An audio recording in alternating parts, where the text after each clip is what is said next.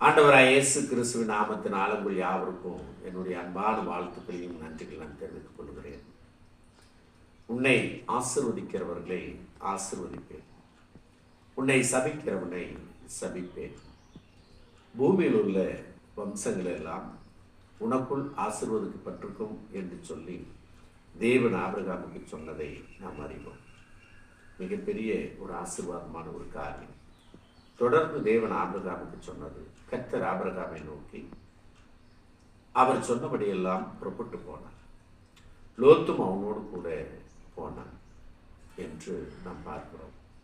ஆபிராம் ஆரானை விட்டு புறப்பட்ட போது 75 வயதுள்ளவனாய் இருந்தான் என்று வேதத்தில் நாம் வாசிக்கிறோம்.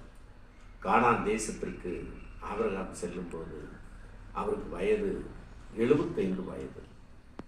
அந்த வயதில் தேவனுடைய கட்டளைக்கு ஆபிரகாம் கீழ்ப்படிந்து அவர் சொன்னபடியெல்லாம் செய்தான் என்பதை வேதத்தின் மூலமாக நாம் அறிகிறோம். தேவனுக்கு நாம் நன்றி சொல்கிறோம்.